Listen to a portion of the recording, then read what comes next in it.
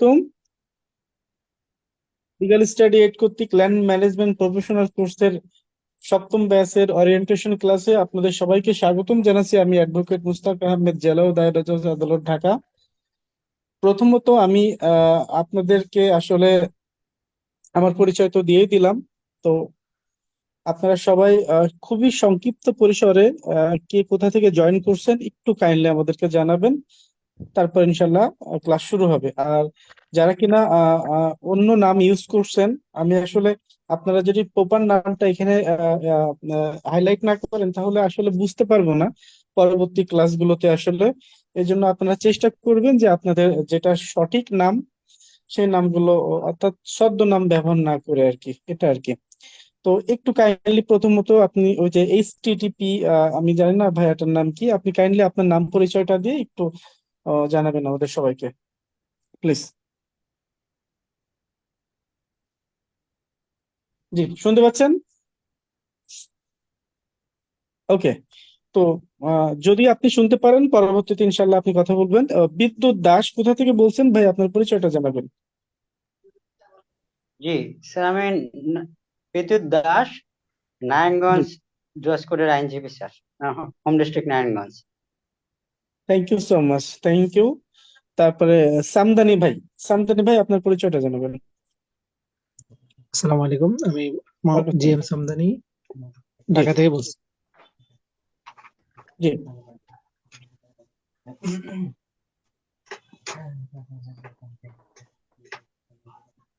জি, সামদানি ভাই শুনতে পাচ্ছেন?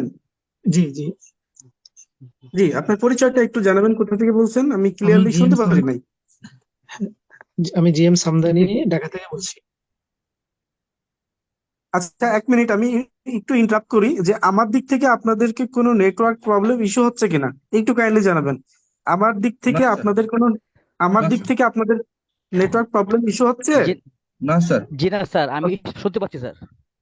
ওকে, থ্যাংক ইউ। একটু জানাবেন আমার দিক থেকে যদি কোনো নেটওয়ার্ক ইস্যু থাকে তাহলে একটু জানাবেন। তাহলে সামদানি ভাই কোথা থেকে বলছেন? ঢাকা থেকে। ঢাকা থেকে, থ্যাংক ইউ সো মাচ। তারপরে আমাদের সাথে যুক্ত আছে আহসান ভাই, আপনার পরিচয়টা একটু জানাবেন কাইন্ডলি। Land management. আহসান ভাই শুনতে পাচ্ছেন কিনা? জি। জি। আসসালামু আলাইকুম। আসসালাম।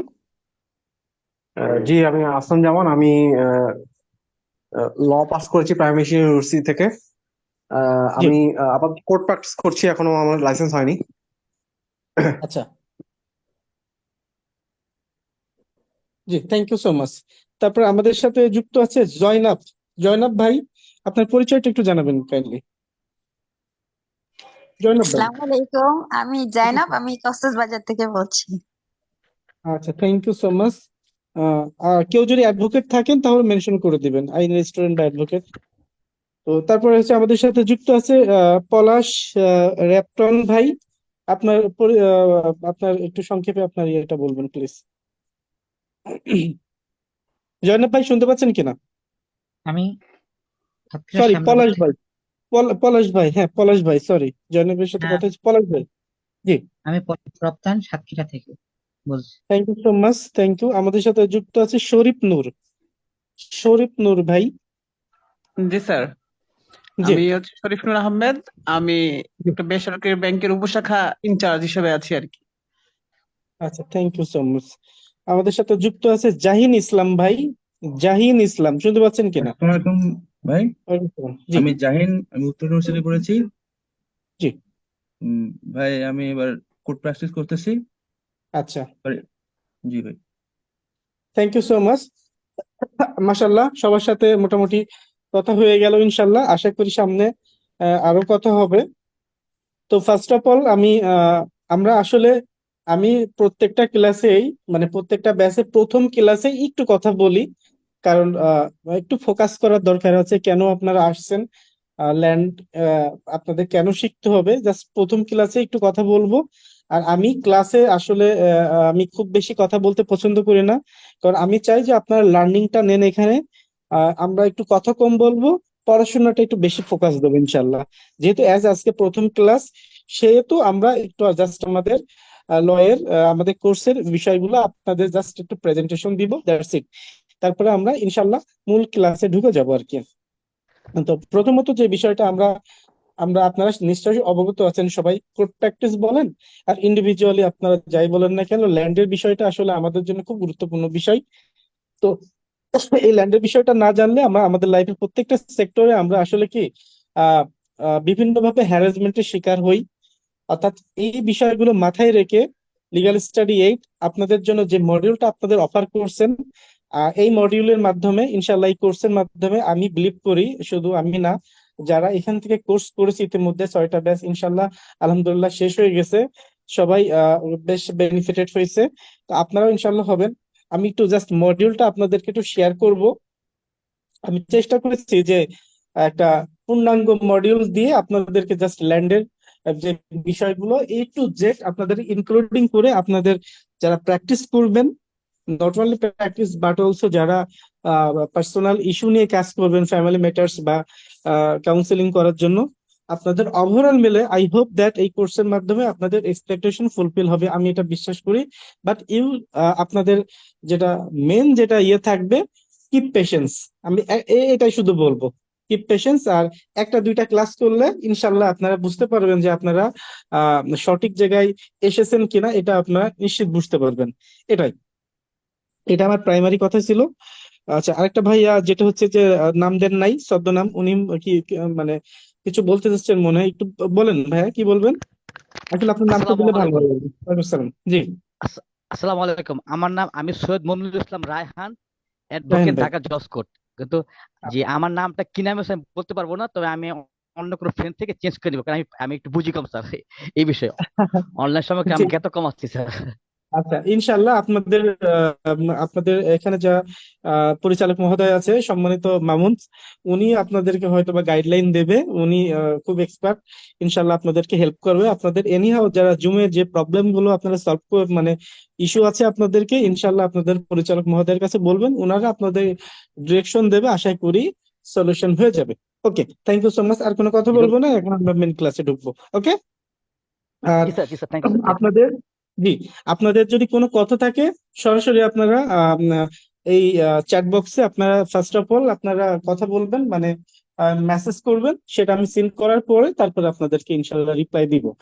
আর আরেকটা কথা আপনাদেরকে না বললেই নয়, এটা কিন্তু কোনো আপনারা একটা জিনিস মনে রাখবেন, আমি সবসময় চেষ্টা করি সবাইকে ফ্রেন্ডলি অ্যাটমসফিয়ারে পড়ানোর জন্য, বিকজ অফ, কারণ আপনারা অনেকেই বিভিন্ন জায়গায় কোর্স করেছেন বা করছেন, এরকম আছে না অনেকে, যে আম, অনেকে হেজিটেট ফিল করে কোশ্চেন করতে, বা অনেকে শাই ফিল করে, তাই না? তো এরকম বারবার করলে আমার অন্যান্য স্টুডেন্ট বা যারা ক্লাসে আছে তারা কি বলবে, বা টিচার স্টাডি এইড বা আমরা সবসময় একটা কথাই বলি, আপনাদেরকে কিন্তু যদি একবার আপনারা কোনো টপিক যদি না বুঝতে পারেন, 10 বার বলবেন, ইনশাল্লাহ ওই ক্লাসে আমি প্রবলেম সলভ করে দেবো। আমি এই জায়গা থেকে আমি কখনো বদার ফিল করি না। আমি চাই যে আপনাদের জন্য এই এই সব আয়োজন। তো আপনাদের প্রবলেম গুলো যদি সলভ না হয় তাহলে আর কোনো দরকার নাই, ঠিক আছে?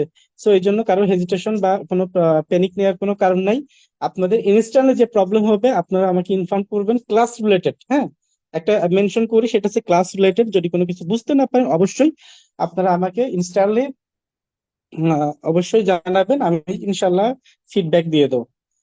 ওকে, এটাই আর কি। তো প্রথমত ফার্স্ট অফ অল আমি আসলে আপনাদেরকে আমাদের কোর্স যে মডিউলটা, সেটা একটু অ্যানাউন্সমেন্ট করতে চাই। তো আপনারা কাইন্ডলি খাতা কলম নিয়ে একটু জাস্ট একটা নোট করে রাখবেন, এবং আশা করি এমনিতেই আপনারা এই কোর্স ডিস্ট্রিবিউশনটা পেয়ে যাবেন। তারপরেও যেহেতু আজকে প্রথম ক্লাস, আমি প্রথম ক্লাসে কিন্তু আসলে ওভারঅল মিলে আপনাদের জাস্ট একটা কনসেপ্ট দেবো, আমরা কোন কোন বিষয়গুলো এমফেসাইজ করবো এই কোর্সের ভিতরে, সেই বিষয়গুলো আপনাদেরকে আমি এমফেসাইজ করবো, এবং প্র্যাকটিক্যাল বিষয়গুলো কিছু কিছু আজকে দেখিয়ে দিব, যেহেতু আজকে অ্যাজ ওরিয়েন্টেশন ক্লাস। তো আমি চেষ্টা করবো যতটুকু কাভার করা পসিবল আজকের ক্লাসে ততটুকু কাভার করে দিব। ওকে। তো যাই হোক, আমি আজকে আমাদের যে বিষয়টা, আচ্ছা, নতুন যুক্ত হয়েছে যে যে একটু নাম পরিচয়টা জানাবেন, নতুন কেউ যদি যুক্ত হয়ে থাকে, নতুন কোন ভাই যদি যুক্ত হয়ে থাকে তাহলে আপনারা একটু পরিচয়টা জানাবেন। কে কোথা থেকে বলছেন? নতুন কেউ কি যুক্ত হয়েছে? সম্ভবত দেখতে পাচ্ছি সৌফুল, তাই না? সফুল শর্মা নাকি? আমি কি ঠিক বললাম কি? সুফল, সরি, সুফল শর্মা, রাইট। ভাই আপনার পরিচয়টা একটু জানাবেন। আমি সুফল শর্মা, আমার বাসা হচ্ছে দিনাজপুরে। আচ্ছা, ঠিক আছে, থ্যাংক ইউ সো মাচ। ওকে, তাহলে আপনারা একটু একটু খাতা কলম নিয়ে একটু কাইন্ডলি বসবেন। আমি জাস্ট আগে মডিউলটা আপনাদের ক্লাস মডিউলটা ডিস্ট্রিবিউশন করব, তারপরে দেন আমি কোর্সের ভিতর ঢুকবো ইনশাল্লাহ। তো ফার্স্ট অফ অল আমাদের প্রথম যে লেকচারটা আপনাদের জন্য থাকবে, একটু লিখে নেবেন সবাই কাইন্ডলি। প্রথম যে লেকচারটা থাকবে সেটা হচ্ছে, আমরা যে কোনো কোর্স করতে গেলে আমরা ইনফ্যাক্ট সেই কোর্সের পরিচয়টা জানা খুব দরকার, তাই না? যেহেতু এটা অ্যাজ এ ল্যান্ড কোর্স, তো এই জন্য ল্যান্ড কোর্স সম্পর্কে অর্থাৎ ভূমি আইন সম্পর্কে আপনাদের একটা ধারণা থাকার দরকার। আমি জানি হয়তো বা আপনারা অনেকেই জানেন, তারপরে এই কনসেপ্টটা আপনাদেরকে সবার দরকার, এই জন্য এই বিষয়টা ইনক্লুডিং করা হয়েছে। জাস্ট এটা হালকা পাতলা জাস্ট আলোচনা করবো, দ্যাটস ইট, আর কিছুই না। যে ভূমি আইন পরিচিতি, উৎস, ইতিহাস, গঠন এবং কাঠামো, this is the first lecture of this module. Okay, তো ভূমি আইন পরিচিতি, উৎস, ইতিহাস, গঠন এবং কাঠামো, লেকচার 1। তারপরে আপনাদের লেকচার 2 তে আপনাদের জন্য যে বিষয়টা থাকবে সেটা হচ্ছে যে খতিয়ানের master class. This is the main focusing point of this course. আপনারা জানেন যে খতিয়ানের মাস্টার ক্লাস মানে কি, যে আমরা ল্যান্ডের ক্ষেত্রে যেই বিষয়গুলো আমাদের ইস্যু হয়ে দাঁড়ায়, যে পর্চা বা খতিয়ান, অর্থাৎ আমার যে ল্যান্ডটা, আমি এর যে মালিক, কোন রেকর্ডে মালিক, হতে পারে সিএস রেকর্ড, হতে পারে এস এর রেকর্ড, তাই না? বা সিএসএস এ হতে পারে, অথবা আরএস হতে পারে, অথবা দিয়ারা বা বিএস রেকর্ড হতে পারে। অর্থাৎ আমরা যে মালিক, অর্থাৎ একটা প্রপার্টির যে মালিক, সেটা কি মূলে মালিক, সিএস, এস এ, আরএস বা দিয়ারা। অর্থাৎ এই যে খতিয়ান, এই খতিয়ান গুলো আমরা কিভাবে চিনবো কোনটা কোন খতিয়ান, এই খতিয়ানের বিষয়টা কিন্তু আপনাদের লেকচার 2 তে কিন্তু আলোচনা করা হবে। এবং এটার সাথে থাকবে যে আহ ভাই, কোর্স যে মডিউলটা, এটা কি স্ক্রিন শেয়ার হয় না? এটা আপনাদের পরিচালক মহোদয় দিয়ে দিবে, বুঝছেন? এটা অবশ্যই দিয়ে দেবে, আপনারা পেয়ে যাবেন। জাস্ট আমি একটু আলোচনা করে দিচ্ছি খুবই ব্রিফলি। স্লাইডে কি হয় না? জি, মডেলটা পাবেন স্যার, হচ্ছে আপাতত আলোচনা করে দিচ্ছেন আর কি ওনার মতো করে। আপনারা, আমি জাস্ট আমরা মডেলটা দিয়ে দিব আপনাদেরকে। মডিউলটা কেন একটু হ্যাঁ, ডিসক্রাইব স্টারের বিষয় আছে তো এই জন্য। মডিউলটা ডিসক্রাইব কেন করতেছি, কারণ হচ্ছে যে আপনাদের এই প্রত্যেকটা এখানে যে কোর্সে যে আমরা ফ্যাক্ট গুলো এখানে রেখেছি, কেন রেখেছি, এটার রিজনটা আমি জাস্ট ডিসক্রাইব করার জন্য মডিউলটা কিন্তু আপনাদেরকে জাস্ট আমি ব্রিফিং করছি। আদারওয়াইজ কিন্তু আপনাদের পরিচালক মহোদয় এমনিতেই আপনাদের দিয়ে দিবে। ওকে, তো খতিয়ানের মাস্টার ক্লাস যেটা বললাম লেকচার 2 তে, এবং খতিয়ানের প্র্যাকটিক্যাল ক্লাস। এখন আপনারা যদি খতিয়ানের বিষয়টা সম্পর্কে অবগত না হতে পারেন, তাহলে দেন আপনারা ল্যান্ডের কোনো বিষয় কিন্তু আপনার সলিউশন আনতে পারবেন না, না পারবেন নিজেরা প্র্যাকটিসের ক্ষেত্রে, না পারবেন নিজেদের প্রপার্টি আপনারা পারচেস অথবা সেলের ক্ষেত্রে, আর আপনারা কাউকে লিগাল কিন্তু যেটা হচ্ছে অপিনিয়নও দিতে পারবেন না। তো এই জন্য যে আশা করি যে খতিয়ানের মাস্টার ক্লাস এবং লেকচার 3 তে থাকবে খতিয়ানের প্র্যাকটিক্যাল ক্লাস, এই দুইটা ক্লাসের মাধ্যমে আশা করি আপনাদের খতিয়ান রিলেটেড যেই ইস্যু গুলো আছে 100%, আমি 99%ও বলবো না, আমি আপনাদেরকে 100% বলবো, আপনারা এটা প্র্যাকটিক্যালি বুঝতে পারবেন। ঠিক আছে, আমি 100% আপনাদের কনফিডেন্টলি বললাম, কারণ এখন পর্যন্ত যারাই কোর্স করছে 100% তার নিয়ে গেছে। ঠিক আছে, ইনশাল্লাহ আপনারা ক্লাসেই সেটা বুঝতে পারবেন আশা করি।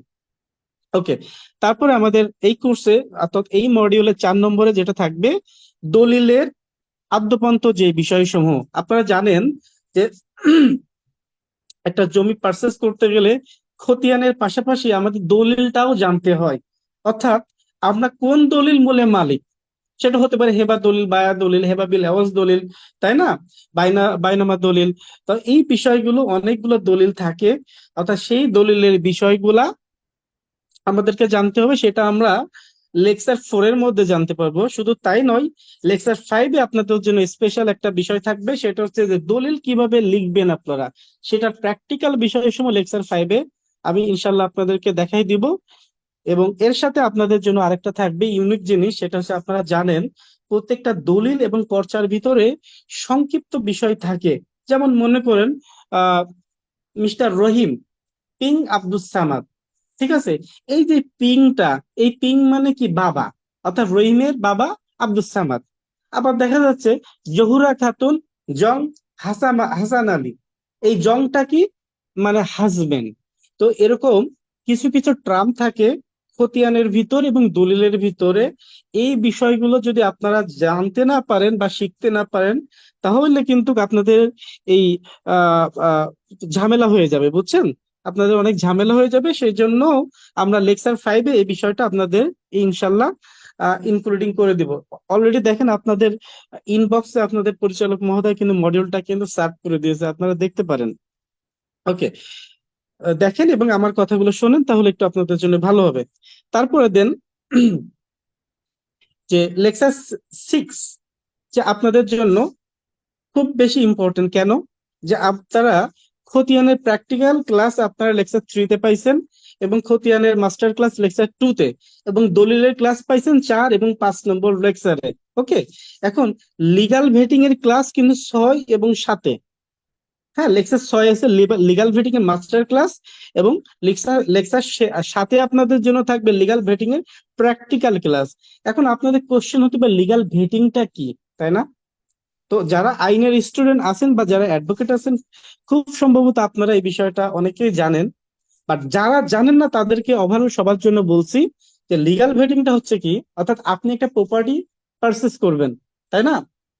তো আপনি প্রপার্টি পারচেস করবেন কিভাবে ভাই? আপনাকে তো জানতে হবে, অর্থাৎ আপনাকে অ্যাকচুয়াল প্রপার্টি পারচেস করতে হবে। ভেটিংটা হচ্ছে আমাদের একটা প্রপার্টিকে মালিকানা চেন টানা, অর্থাৎ সিএস থেকে আপনি যে প্রপার্টিটা সামহাউ মনে করেন যে প্রপার্টিটা আপনি কিনতে যাচ্ছেন, সেই প্রপার্টি যে ব্যক্তি আপনাকে সেল দিচ্ছে সে মনে করেন আরএস রেকর্ডীয় মালিক হতে পারে, তাই না? তাহলে আপনাকে জানতে হবে যে সে যে আরএস রেকর্ডীয় মালিক, সেই মালিকানার ধারাবাহিকতা কি, অর্থাৎ সে কিভাবে মালিক হয়েছে, হ্যাঁ, বা তার ধারাবাহিকতা, ধারাবাহিক যে বিষয়গুলো, ক্রমান্বয় যে বিষয়গুলো, সেগুলো কিভাবে আসছে। তো এই বিষয়গুলো যদি আপনারা অ্যানালাইসিস না করেন, তাহলে আপনাদের জমি কিন্তু ভুল কেনা হতে পারে। সেই ক্ষেত্রে আপনাদের মিস কেস অথবা মিস আপিলের ফেস করতে হতে পারে, অথবা সিভিল কোর্টে যাওয়া লাগতে পারে। এই জন্য লেকচার 6 এবং 7 এর মাধ্যমে আপনারা লিগ্যাল ভেটিং এর মাস্টার ক্লাস এবং প্র্যাকটিক্যাল বিষয়টা জানতে পারবেন, অর্থাৎ আপনারা জমির সঠিক মালিকানাটা বুঝতে পারবেন। ওকে, তারপর লেকচার 8-এ আপনাদের জন্য যে বিষয়টা থাকবে, তো আপনারা জানেন যে প্রত্যেকটা প্রপার্টি আমি কি করলাম, এখন মালিকানার চেন টানলাম। ওকে, এবার বুঝতে পারলাম যে আসল মালিক কে, তাই না? রাইট, সেটা 6 এবং 7 লেকচারে। এবার আমাদের যে বিষয়টা লেকচার 8-এ আপনারা অলরেডি দেখতে পাচ্ছেন যে মালিকানা নিশ্চিত করার প্রক্রিয়া এবং হস্তান্তরের প্রক্রিয়া, তাই না? অর্থাৎ আপনি যে একটা প্রপার্টি হোল্ডিং করছেন, এই প্রপার্টিটা যদি আপনি সেল দেন, তাহলে আপনি যে আপনার মালিকানাটা ট্রান্সফার করবেন কিভাবে, তাই না? তো স্বাভাবিকভাবে আমরা কিন্তু বিভিন্ন অ্যাডভোকেটের কাছে যাই বা ল এক্সপার্টের কাছে যাই যে আমি একটা প্রপার্টি সেল দিতে যাচ্ছি বা মালিকানাটা ট্রান্সফার করবো কিভাবে। এরকম কিন্তু প্রবলেম হয়, লাইক অ্যাজ যে আপনারা যদি কোনো মোটরসাইকেল কেনেন, পুরাতন মোটরসাইকেল, মালিকানা ট্রান্সফার করেন না বা নিজের নামে মালিকানা করেন না, লাইক দ্যাট, সেরকম যে সম্পত্তিও কিন্তু মালিকানা কিন্তু এটা নিশ্চিত করতে হয়। অর্থাৎ আপনি যে প্রকৃত মালিক সেটা মালিকানা নিশ্চিত করবেন, এবং আপনি যদি কোনো ব্যক্তিকে এই সম্পত্তি যদি দিতে চান, তাহলে সেটা কিভাবে হস্তান্তর করবেন, সেই প্রক্রিয়াটা কিন্তু 8 নম্বর লেকচারে ইনশাল্লাহ আপনারা জানতে পারবেন। এবার একটা জিনিস খেয়াল করবেন যে আমরা খতিয়ান চিনলাম, আমরা দলিল চিনলাম, তাই না? আমরা সবকিছুই তো চিনলাম, কিন্তু আমরা একটা প্রপার্টি যে কিনবো, সেই প্রপার্টি কেনার পর আমার রেজিস্ট্রেশন করা লাগবে না? রেজিস্ট্রেশন করতে হবে কিনা বলেন? দলিল রেজিস্ট্রেশন করতে হয় একটা প্রপার্টি কেনার পরে, দলিল রেজিস্ট্রেশন করা লাগে না বলেন? আপনারা কিন্তু সবাই ক্লাসে কথা বলতে হবে, বুঝছেন? ক্লাসে কথা না বললে কিন্তু বুঝতে পারবেন না, বুঝছেন? ভয়ের কোনো কিছু নাই, এখানে সবাই খুব সুন্দর করে কথা বলতে পারবেন। ওকে, তাহলে আমাদের জমি কেনার সময় কি করতে হয় বলেন তো? ল্যান্ড রেজিস্ট্রেশন করা লাগে কিনা? জি স্যার স্যার, লাগে স্যার, করা লাগে। তাহলে এই যে রেজিস্ট্রেশন যদি করতে হয়, তাহলে আমাদের রেজিস্ট্রেশন আইনটা জানার দরকার না? বলেন। জি স্যার। মনে স্যার, করেন যে অবশ্যই। আপনার বাবার প্রপার্টি, আপনি মনে করেন, সরি, আপনি মনে করেন একটা প্রপার্টি কিনতে যাচ্ছেন।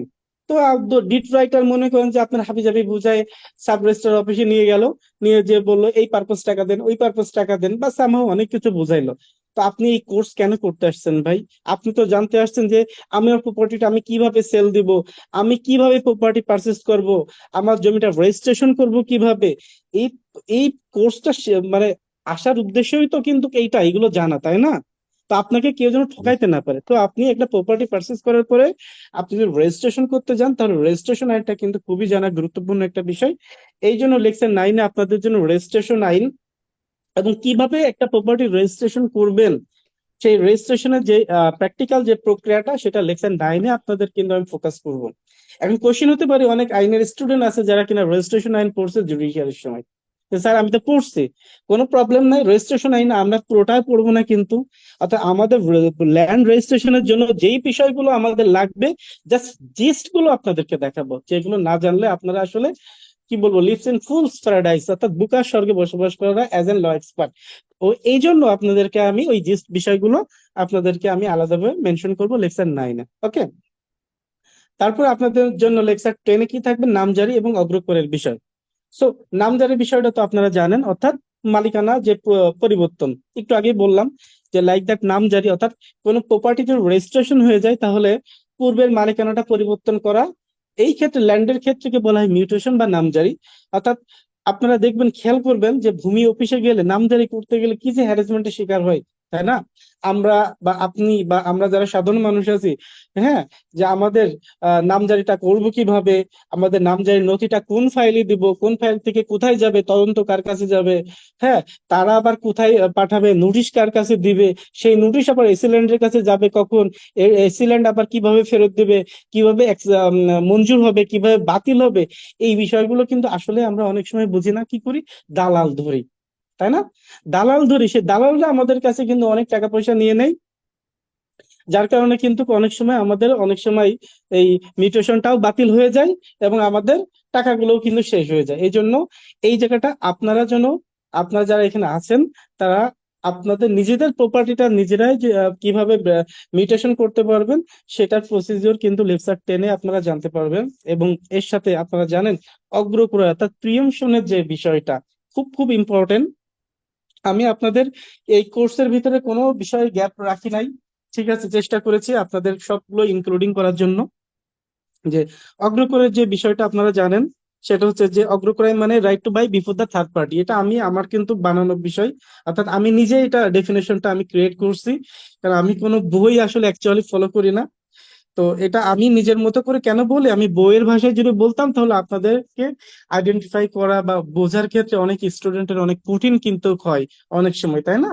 তো এই জন্য আমার মতো করে যে এই ডেফিনেশনটা আমি সবসময় বলি, right to buy before the third party মানে কি, আপনার কেনার অধিকার, অর্থাৎ তৃতীয় ব্যক্তির পূর্বে আপনার লিগ্যাল রাইট যেটা আছে সেটাই আছে যে অগ্রক্রয়। তো এই অগ্রক্রয় এবং নামজারি বিষয়টা লেকচার 10-এ আপনারা জানতে পারবেন। এবার যে আমরা রেজিস্ট্রেশন করলাম, ভালো কথা, তো রেজিস্ট্রেশন করলাম, তো রেজিস্ট্রেশনের ভিতরে তো আমাদের দুইটা খুব গুরুত্বপূর্ণ আইন, সেটা হচ্ছে এসিটি অ্যাক্ট এবং ন্যাট অ্যাক্ট। আপনারা যারা আইনের স্টুডেন্ট আপনারা জানেন এসিটি অ্যাক্ট অর্থাৎ স্টেট অ্যাকুইজিশন টেনেন্সি অ্যাক্ট এবং NAT act non agricultural tenancy act 1949। এই আইনটা কিন্তু আমরা অল্প করে হলেও জানবো, কারণ আমার ল্যান্ডের বিষয়ে আপনারা অ্যালুভিয়ন বা ডিলুভিয়ন, হ্যাঁ, বা ল্যান্ড সেলিং অর্থাৎ কতটুকু জমি আপনারা সংরক্ষণ করতে পারবেন, কতটুকু জমি বেশি রাখলে সরকার এই সম্পত্তিগুলো বাজেয়াপ্ত করবে, এই যে যে আইনের যে বিষয়গুলো, হ্যাঁ, অর্থাৎ কোনো প্রপার্টি যদি নদীগর্ভে বিলীন হয়ে যায়, হ্যাঁ, সেটা ফিরে আসলে এর মালিক কে হবে। মনে করেন যে আপনার দাদা বা বাবার সম্পত্তি নদীর পাশে, সেটা হচ্ছে কি হয়েছে, এমন ভাবে ভাঙন হয়েছে নদীর ভিতরে চলে গেছে, তাই না, রাইট? এখন আপনি এই জমির আপনি খাজনা দিবেন কিনা, এরকম এরকম আমাদের অনেক কোশ্চেন হয়, কিন্তু অনেকে বলে স্যার আমাদের প্রপার্টি তো নদীর মধ্যে চলে গেছে, 5-7 বছর হয়ে গেছে, তো সেটা আমার তো খাজনা দিতে বলে, আমি এই খাজনা দিব কিনা। তো এরকম কোনো কিছু এরকম অনেক বিষয় ইস্যু থাকে, এই ইস্যুগুলো আপনাদের জানতে হবে, আসলে আপনাদের খাজনা দেওয়া লাগবে কিনা। বা যেটাকে বলছে অ্যালুভিয়ন বা ডিলুভিয়ন একটা বিষয় আছে, যেটা যে জমি যদি বড় হয়ে যায়, হ্যাঁ, তো সেই জমির মালিক হবে কে, মানে এই বিষয়গুলো কিছু কিছু টার্ম থাকে, সেটা আপনারা কিন্তু এই লেকচার 11-এ অর্থাৎ এসিটি অ্যাক্ট এবং নেট অ্যাক্টে আপনারা জানতে পারবেন। খুব ইম্পর্টেন্ট বিষয়, অবশ্যই অবশ্যই আপনাদের জানতে হবে। এবং লেকচার 12 যে স্থাবর সম্পত্তির অধিগ্রহণ, আমরা এটা খুবই কমন। অনেক স্টুডেন্ট সারা বাংলাদেশ থেকে ফোন দেয় আমাদের কাছে যে স্যার আমাদের প্রপার্টিটা অধিগ্রহণ হয়ে যাচ্ছে, তাই না? তো সরকার নিয়ে এনেছে, আমাদের কি করতে পারে? তো এই অধিগ্রহণের বিষয় বা জমি ক্রয় করার পূর্বে আমাদের কোন কোন বিষয়গুলো দেখতে হবে, বা জমি ক্রয়ের পরে আমাদের কোন কোন বিষয়গুলো আমাদের অবজারভেশন করতে হবে, আমাদের কি স্টেপ নিতে হবে, সেই সমস্ত বিষয়গুলো কিন্তু ইনশাল্লাহ আমাদের 12 নম্বর লেকচারে ইনশাল্লাহ আপনাদেরকে আলোচনা করা হবে। এবার আসেন লেকচার 13, এটা খুব বেশি ইম্পর্টেন্ট। কেন ইম্পর্টেন্ট? 1 minute please.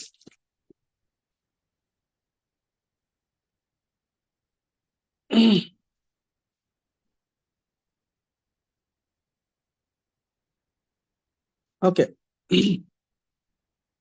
13 নম্বর লেকচারে আপনাদের জন্য থাকবে মিস কেস এবং মিস আপিল করার যে প্র্যাকটিক্যাল বিষয়। এখন আমরা কি করলাম? খতিয়ান চিনলাম, তাই না? জমি ক্রয় করলাম, রেজিস্ট্রেশন করলাম, মিউটেশন করলাম, আমরা সবকিছুই করে ফেলছি, কিন্তু দেখা গেছে যে আমাদের প্রপার্টিটা ভুল কেনা হয়ে গেছে, বা কোন একজন থার্ড পার্টি এসে আমাদের প্রপার্টি ক্লেম করছে, মামলা করে বসছে, হয় না এরকম? বা আপনি বিদেশে আছেন, আপনার ভাই আপনার প্রপার্টি বিক্রি করে দিয়েছে, বা আপনি বিদেশে আছেন, আপনার বোনের ওয়ারিশটা আপনার সম্পত্তি নিয়ে নিয়েছে, যেটা খারিজ করে নেয়, যেটা কমন ভাষায় আমরা এসিল্যান্ড অফিসে গেলে বা ভূমি অফিসে গেলে বুঝতে পারি। এই কথাটার সাথে কি আপনারা পরিচিত আছেন? আমার জমি কাটতে নিয়ে গেছে বা খারিজ করে গেছে, এটা কি আপনারা শুনেছেন?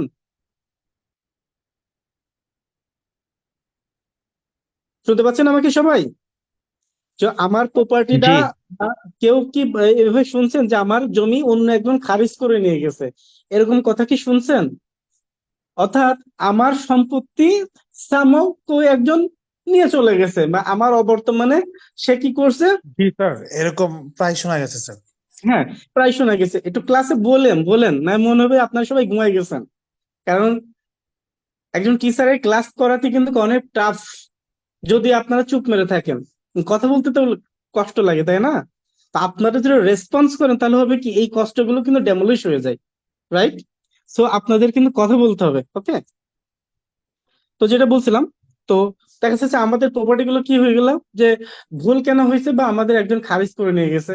আমি বিদেশে থাকি, আমার অন্য ভাই এসে আমার প্রপার্টিটা বিক্রি করে গেছে, আমি বাংলাদেশে এসে দেখলাম প্রপার্টি নাই। তো সেই ক্ষেত্রে আমরা এই প্রপার্টিটা কি করে বের করবো, সেটা আমাদেরকে মিস কেস করা লাগে। অর্থাৎ সহকারী কমিশনার ভূমি আদালতে আমরা একটা মিস কেস করি, ওটা আমাদের প্রপার্টিটা কিভাবে ফেরত পাবো সেই উদ্দেশ্যটা মিস কেস করবো। অর্থাৎ এই মিস কেস করতে গেলেও কিন্তু দালাল ধরা লাগে, রাইট?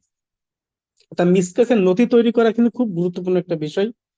হ্যাঁ, নথি তৈরি করব কিভাবে, মিস কেসের ড্রাফট লিখবো কিভাবে, এই বিষয়গুলো ইনশাল্লাহ আপনারা 13 নম্বর লেকচারে জানতে পারবেন। সেটা হচ্ছে মিস কেস, আমি একদম ফুল প্র্যাকটিক্যালি দেখাই দিব, যেটা আপনাদের কিভাবে একটা মিস কেসে আপনারা সাবমিশন দিবেন এবং কিভাবে এটা ফাইট করবেন।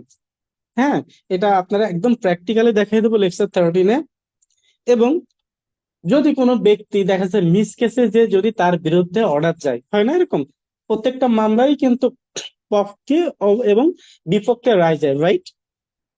তো আমাদের মিস কেস যদি আমাদের বিপক্ষে যায়, তাহলে আমাদের করণীয় কি? তো সেই ক্ষেত্রে আমরা আমরা দেখি নিম্ন আদালতে যদি কোনো মামলায় আমরা পরাজিত হই বা হেরে যাই, তাহলে আমরা হাইকোর্ট বা সুপ্রিম কোর্টে বা উপরে যে কোর্ট গুলো আছে সেখানে কি আপিল করি না, বলেন?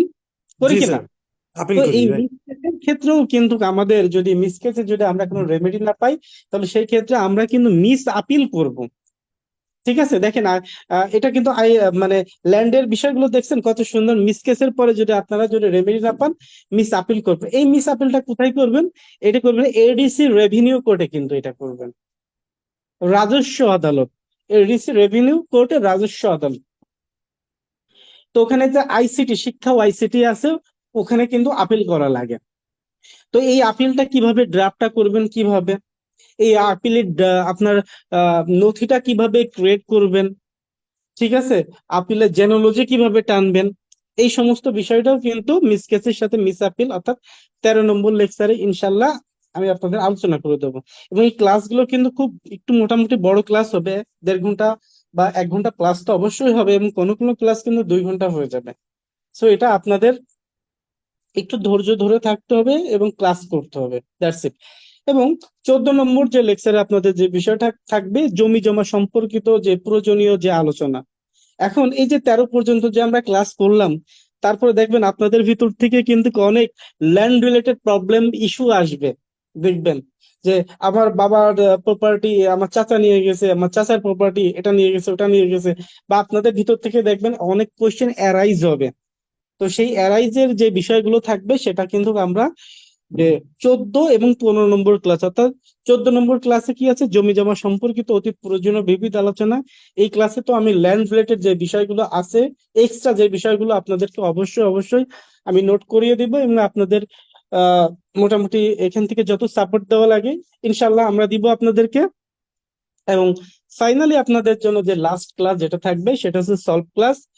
এবং সলভ ক্লাস মানে এই যে আপনারা 14 পর্যন্ত লেকচার যেটা করলেন, ক্লাস করলেন, এই পুরো ওভারঅল মিলে আপনাদের এই কোর্সে যতগুলো প্রবলেম থাকবে ইনশাল্লাহ ওই ক্লাসে আমরা সলভ করব। শুধু not only solve but also আপনাদের যদি কোনো কোয়ারি থাকে বা আপনাদের যদি কোনো ইন্টারেস্ট থাকে সেটা ইনশাল্লাহ ওই লাইভ ক্লাসের মাধ্যমে আমরা আপনাদের প্রবলেম সলভ করব। এবং এর সাথে যারা কিনা ইন ফিউচারে, শুধুমাত্র ইন ফিউচারে ল্যান্ড লয়ার হতে চান অথবা ল রিলেটেড ক্যারিয়ার বেস কিছু করতে চান, অনেকে হয় না স্যার আমি ল রিলেটেড কোনো কিছু করবো বা ল ফার্ম করবো বা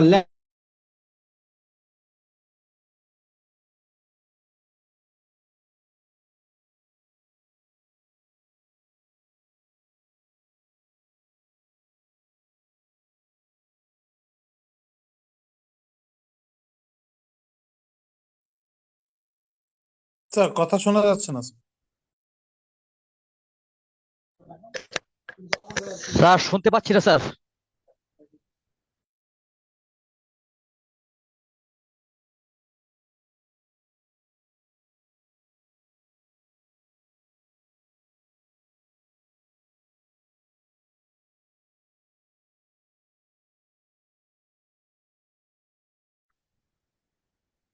জি শুনতে পাচ্ছেন? জি সরি সরি, মনে হয় নেটওয়ার্ক একটু ইস্যু হয়েছিল। হ্যাঁ জি সরি, আসলে নেটওয়ার্ক একটু ইস্যু হওয়ার কারণে হয়তো বা এটাই হয়ে গেল। আর যদি কখনো নেটওয়ার্কের যদি ইস্যু হয় আপনারা কিন্তু ক্লাসে কিন্তু রিমেইন থাকবেন। আপনাদেরকে জন্য একটা অনুরোধ, এটা যদি কখনো নেটওয়ার্কে ইস্যু হয় আপনারা কিন্তু ক্লাসে কিন্তু স্টেইং থাকবেন, এটা আর কি। ওকে, তো এই জি স্যার। হচ্ছে ওভারঅল মিলে আপনাদের যে কোর্স ডিস্ট্রিবিউশনটা আমি করে দিলাম। এখন আপনাদের মূল ক্লাসে আমি ঢুকবো। তো আপনারা কোর্সের বিষয় কি বুঝতে পারছেন? কোর্স নিয়ে কোনো কোয়ারি আছে কিনা আপনাদের এবার বলতে পারেন।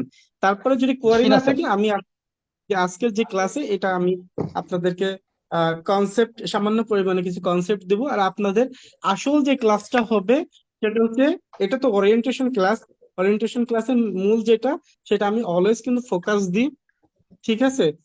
পুরো মডিউলটা আমি ডিসক্রাইব করে দিই এবং কিছু কিছু বিষয়গুলো আমি টার্মগুলো আলোচনা করি। রিয়েল ক্লাস শুরু হবে এর পরের ক্লাসে। ওকে, তো এই স্যার মডিউল সম্পর্কে আপনাদের কিছু query থাকলে বলতে পারেন। জি স্যার আমাদের যদি কখনো কোনো ক্লাস বাই চান্স কোনো আনফোর্সিবল কারণে মিস যায়, সেক্ষেত্রে কি স্যার আমরা কোনোভাবে এটা রিকভারি করতে পারবো? জি, আমাদের সম্মানিত পরিচালক আছে, উত্তরটা দিয়ে দেবে আশা করি। জি পরিচালক জি, স্যার এখন। আমাদের হচ্ছে সেশন তো রেকর্ডিং থাকে, আর হচ্ছে যদি কোনো ক্লাস আপনার মিস হয় সেক্ষেত্রে পরবর্তী ব্যাচ হলে সেখান থেকে রিকভার করে নিতে পারবেন ইনশাআল্লাহ। ধন্যবাদ ধন্যবাদ, থ্যাংক ইউ।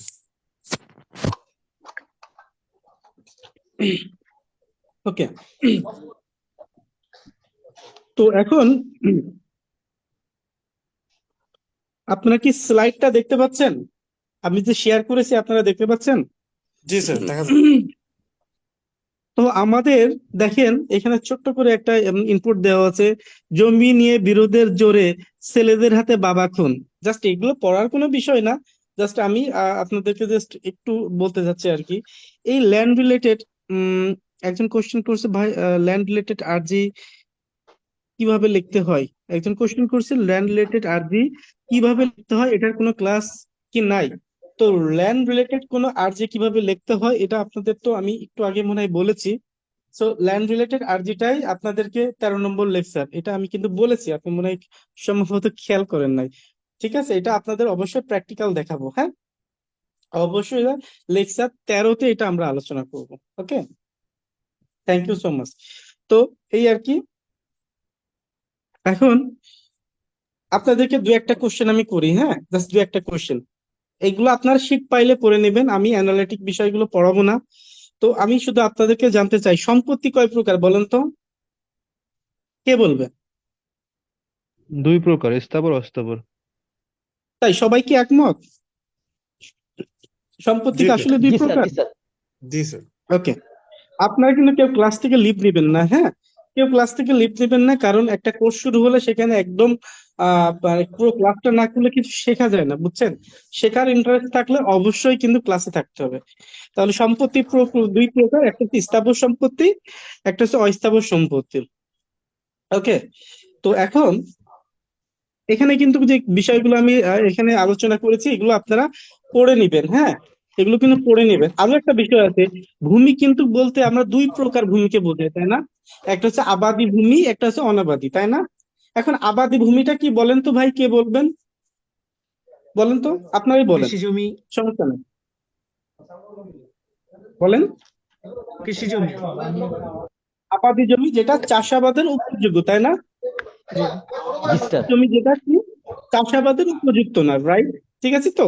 G sir. ওকে, ছোট ছোট যে বিষয়গুলো এইগুলো জাস্ট আপনারা জানেন, তারপরেও আপনারা এগুলো পড়ে নিন যদি কেউ না জানেন।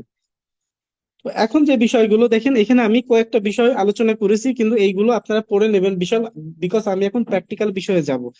এখানে যে ভূমি জরিপ কি, তারপর নকশা কি, মৌজা কি, তো তারপরে জেএল নম্বর কি, হ্যাঁ, তারপরে খতিয়ান, দাগ নম্বর, সুট দাগ, বাটা দাগ, পর্চা, হোল্ডিং নম্বর, দাখিলা, ডিসিআর, এই বিষয়গুলো কিন্তু মিউটেশন, কবুলিয়ত, বা এই বিষয়গুলো বা ভূমি অধিগ্রহণ বা খতিয়ান বা পর্চা, এই সমস্ত বিষয়গুলো যেহেতু অ্যানালাইটিক্যাল বিষয়, এইগুলো আমি আলোচনা করব না, কারণ এটা আলোচনা করলে এটা দিয়ে ক্লাস শেষ হয়ে যাবে। কিন্তু আমি আসলে চাই যে যে বিষয়গুলো আপনারা পড়ে নিতে পারবেন সেই বিষয়গুলো আলোচনা করে টাইম ওয়েস্ট না করি, তাই না? তো এগুলো আপনারা পড়ে নিবেন, যদি পড়ে বুঝতে না পারেন তাহলে তো অবশ্যই আমি আছি, তাই না? তো এখন আমি আপনাদের যে বিষয়টা একটু বলি, আমাদের এখন পর্যন্ত জরিপ কয়টা হয়েছে বলেন তো? আমাদের এখন পর্যন্ত জরিপ কয়টা হয়েছে বলেন, কে বলতে পারবে? এখানে কি ওয়ার্কিং করার কোনো তিনটা। ইয়ে নাই?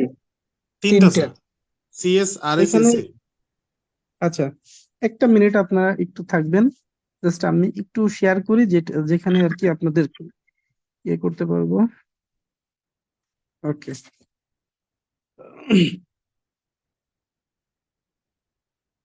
ওয়েট, এই যে, তো এখন পর্যন্ত আমাদের যে জরিপগুলো হয়েছে এখন পর্যন্ত, নাম্বার ওয়ান, প্রথমত সেটা কি, আপনারা একটু লিখে নিবেন, যারা যদি মনে করেন যে দরকার লিখে নিবেন। Number one, CS. Okay, number one হচ্ছে সিএস এর জরিপ, ওকে, যেটাকে বলে ক্যাডাস্ট্রাল সার্ভে। নাম্বার দুইয়ে কি বলেন তো? S A. এস এর জরিপ। আচ্ছা, আপনাদেরকে একটু আগে আমি একটা আইনের কথা বললাম, মনে আছে? SAT act, state acquisition tendency act বলেছি। জি স্যার। হুম, ওই যে যে এসিটি অ্যাক্ট যেটা বললাম না, দুইটা আইন পড়াবো, যেটা হচ্ছে 11 নম্বর লেকচারে আলোচনা করলাম, এসিটি অ্যাক্ট 1950। এই এসিটি অ্যাক্ট থেকেই কিন্তু এসে খতিয়ান আসছে, ওকে, অর্থাৎ state acquisition and tenancy act থেকেই কিন্তু এসে পর্চাটা বা এসে রেকর্ডটা আসছে, রাইট? তারপরে 3 নম্বরে আরএস। 3 নম্বর জরিপটা কি আমাদের? আরএস জরিপ, অর্থাৎ রিভিশনাল সার্ভে। আরএস জরিপ মানে কি বলেন? Revisional survey. রিভিশনাল সার্ভে, ওকে, ওকে। তারপরে 4 নম্বর জরিপটা কি? অর্থাৎ সর্বশেষ জরিপ যেটা বিএস জরিপ, অর্থাৎ বাংলাদেশ সার্ভে। বিএস স্যার জরিপ মানে বিএসটা কি আমাদের নরমালি বাংলাদেশ লাগে সার্ভে, না? সরি, স্যার বিএসটা কি মানে নরমালি এটা মানে লাগে, মানে এটা আসলে মানে ওইভাবে ধারণা নেই তো এটা নিয়ে, এর জন্য আর কি জিজ্ঞেস করি। ধারণা সব পেয়ে যাবেন, একটু ধৈর্য ধরেন, ধারণা পেয়ে যাবেন। এই বিএস জরিপটা, এই বিএস জরিপটা হচ্ছে লেটেস্ট, সর্বশেষ জরিপ, সর্বশেষ। যে ভাইয়াটা জিজ্ঞাসা করলেন, সর্বশেষ জরিপ, হ্যাঁ, সর্বশেষ জরিপ এটা।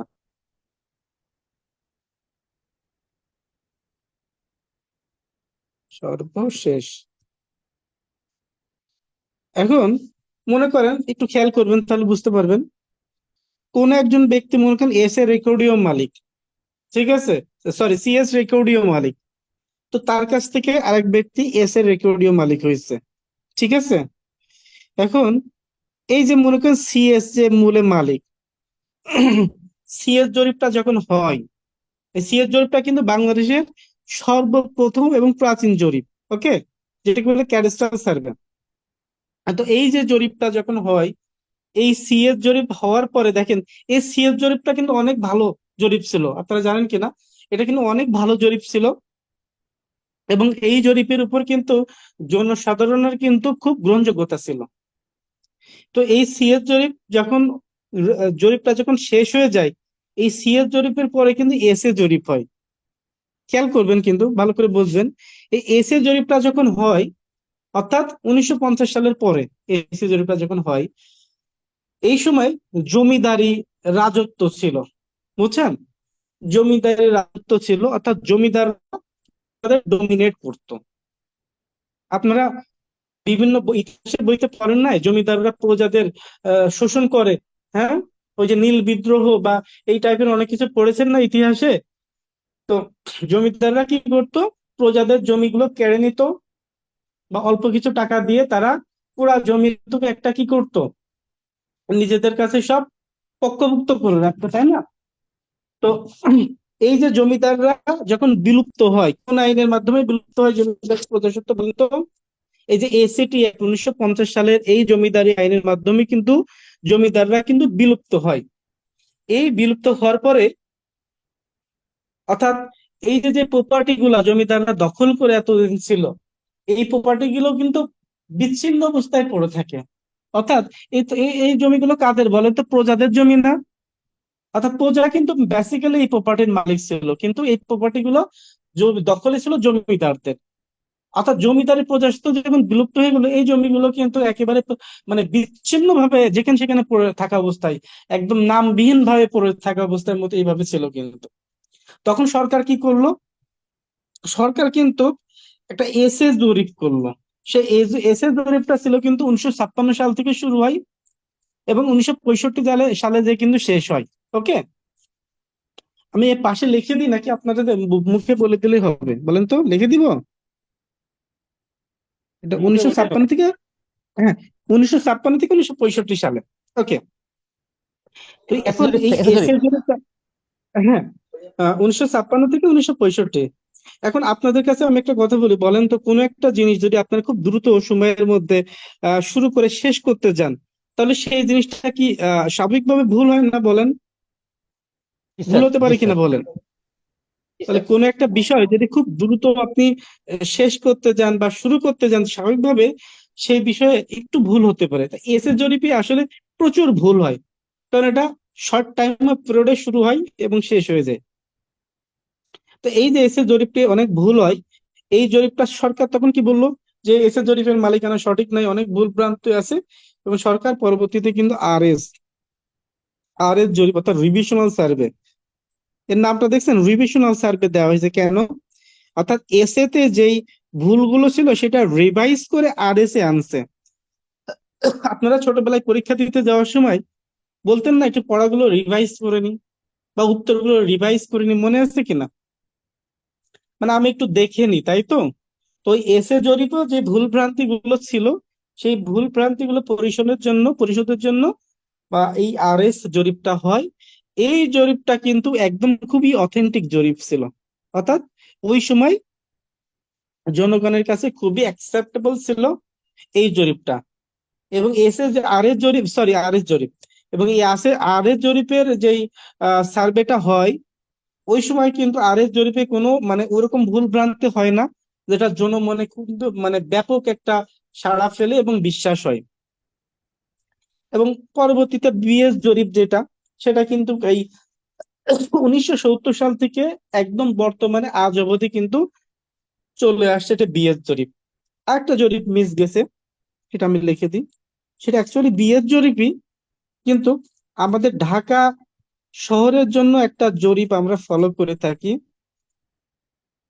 সেটাকে বলে ঢাকা সিটি জরিপ। ওকে, সারা বাংলাদেশে বিএস জরিপ বা দিয়ারা জরিপ, এই বিএস জরিপ বা বাংলাদেশ সার্ভের আরেকটা নাম কিন্তু দিয়ারা। আপনারা লিখে নিতে পারেন দিয়ারা। ঠিক আছে, দিয়ারা নাম। অর্থাৎ কেউ বলে বিএস পর্সা, কেউ বলে দিয়ারা পর্সা,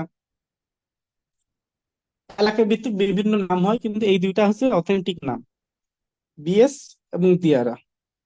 এবং ঢাকা সিটির মধ্যে যে জরিপটা সেটা ঢাকা সিটি জরিপ। তো আমরা আমরা কি বুঝতে পারলাম কিনা জরিপ সম্পর্কে? আমরা বুঝতে পেরেছি? একটু কাইন্ডলি আপনারা জানাবেন যে আমাদের এই জরিপগুলো আমরা বুঝতে পেরেছি কিনা। সবাই সবাই একটু, আমি সবার কাছে জানতে চাচ্ছি। একটু সবাই স্যার বলবেন আমার আপনারা কি বুঝছেন কিনা। স্যার আমার হলে কি আনফরচুনেটলি আমি বিএস নিয়ে প্রশ্ন ঠিক হয়েছি, বাট আমার একটু আগে নেটটা চলে গিয়েছে, যার কারণে বিএস এর পার্টটা আমি আসলে শুনতে পারিনি। But it's okay Bangladesh sir, survey পরে বিএস জরিপ হ্যাঁ, বিএস জরিপ হচ্ছে বাংলাদেশ সার্ভে, যেটা লেটেস্ট জরিপ, যেটা বাংলাদেশ আজ অবধি কিন্তু এটা সর্বশেষ। আর আমি বলেছি যে ঢাকা শহরের ভিতরে যে জরিপটা, যে জরিপের কার্যক্রমটা পরিচালনা হয় সেটাকে বলে হয় ঢাকা সিটি জরিপ। সো এটাই আর কি। তো থ্যাংক ইউ এই স্যার। যে জরিপ, এই প্রত্যেকটা জরিপের জন্য কিন্তু এক একটা কিন্তু খতিয়ান আছে, রেকর্ড আছে। এইগুলো কিন্তু শুধু জরিপ না, একটা রেকর্ড। অর্থাৎ আজকে আপনার বাবার কাছে জিজ্ঞাসা করুন, বাবা তোমার বা আপনার জমিটা কাগজপত্র একটু দেখি, আপনার খতিয়ানটা একটু দেন তো বাবা, একটু দেখি। তো আপনার বাবা কিন্তু একটা পর্চা কিন্তু আপনাকে দেবে হয়তো বা, যদি আপনার বাবা যদি রেকর্ডীয় মালিক। তো দেখবেন হয় আপনার বাবার কাছে সি এর জরিপ আছে, সে রেকর্ড মূলে মালিক, অথবা সে এস এ রেকর্ড মূলে মালিক হতে পারে, অথবা আর এস রেকর্ড মূলে মালিক হতে পারে। তো এরকম পর্যায়ক্রমে কিন্তু এরকম আমাদের CS, S A, R S এবং বিএস। এখন কোশ্চেন হতে পারে, মনে করেন যে আপনার এলাকায় আর এস রেকর্ড হয়েছে, যে আর এস জরিপ হয়েছে, বিএস জরিপ এখন হয়নি। আপনি অনেকেই কোশ্চেন করে, হ্যাঁ এই কোশ্চেন অনেকেই করে যে স্যার আমার এলাকায় তো আর এস রেকর্ডে আমি জমির মালিক, তো আমার বিএস জরিপ আমি কিভাবে করবো, অর্থাৎ হালনাগাদ করবো কিভাবে, তাই না? আপনারা ফোন আপডেট করেন না, 12 থেকে 13 করেন, 13 থেকে 14 করেন, তাই না? আমরা তো সবাই আপডেট করতে চাই, কি বলেন? চাই কিনা বলেন? জি স্যার, তো আমরাও যারা লেটেস্ট, আমাদের লেটেস্ট জরিপ, এখানে আমরা সবাই ইনক্লুডিং করতে চাই, নিজেকে আপডেট করতে চাই, আমাদের সঠিক মালিকানা আপডেট করতে চাই। অর্থাৎ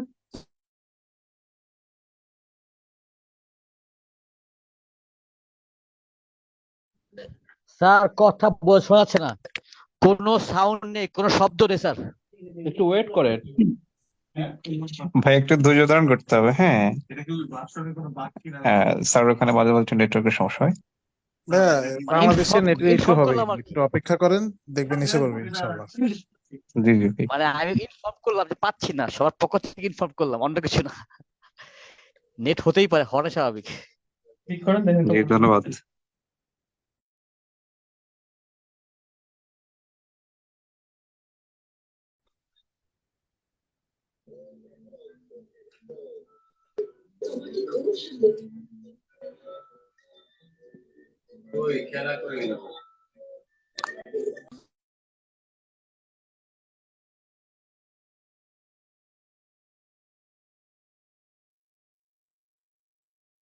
হ্যালো,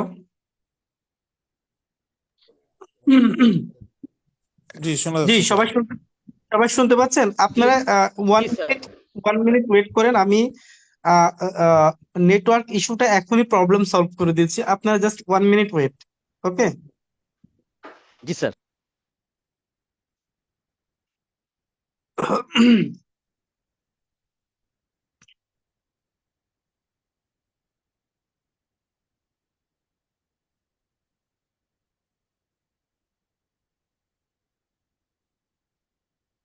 আসলে মিউট হয়।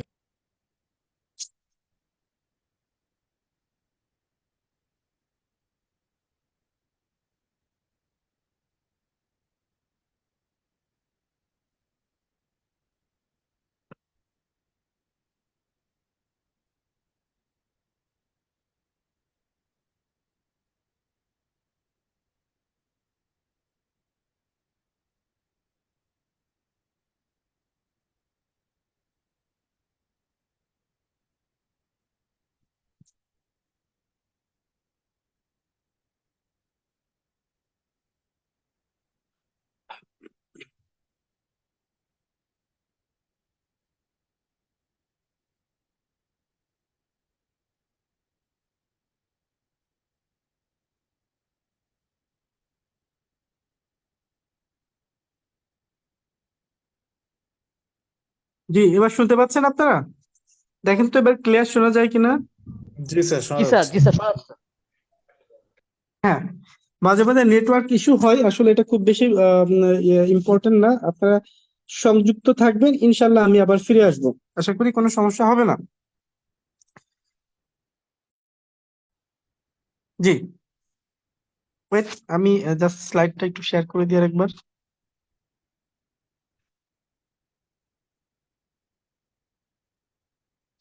আচ্ছা, তো আমরা কোথায় ছিলাম, কোন বিষয় নিয়ে আলোচনা করছিলাম?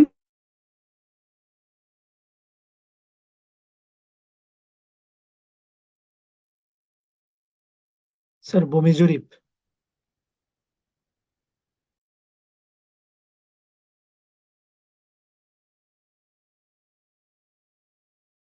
থাকবে, ঠিক আছে।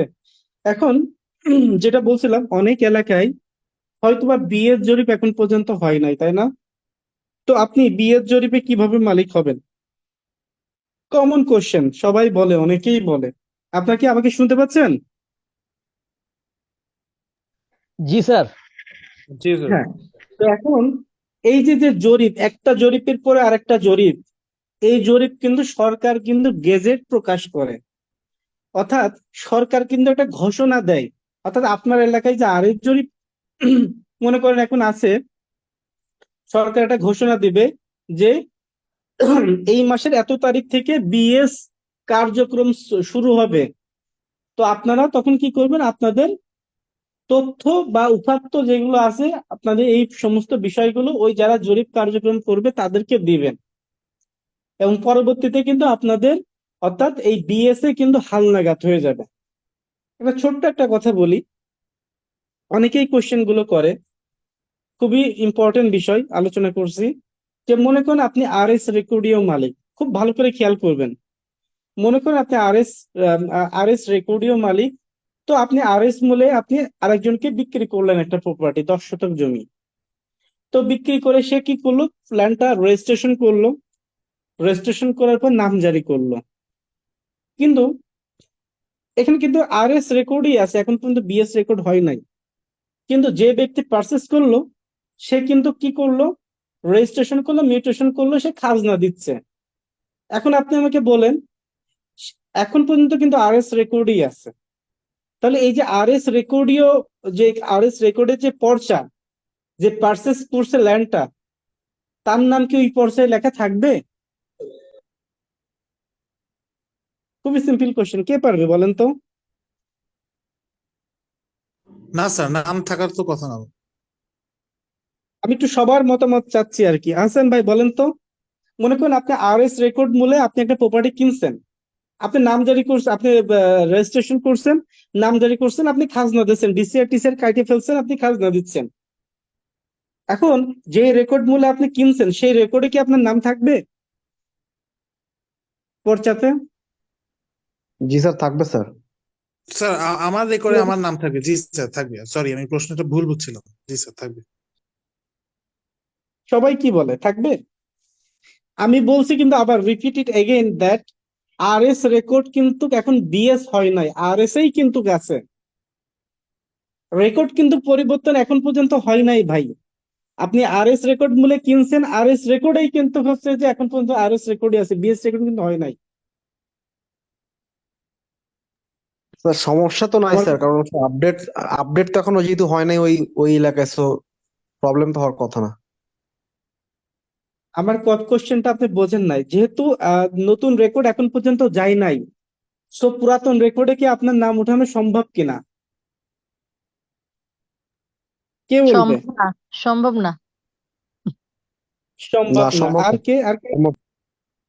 এক্স্যাক্টলি, আমি আপনাদেরকে এইটাই জানতে চাচ্ছি, যে বিষয়টা হচ্ছে যে যতক্ষণ পর্যন্ত রেকর্ড পরিবর্তন না হচ্ছে, ততক্ষণ পর্যন্ত কিন্তু রেকর্ডে আপনার নাম উঠবে না। বাট আপনি কিন্তু জমি খারিজ করে নিয়ে খাজনা দিচ্ছেন, আপনি অ্যাকচুয়াল মালিক।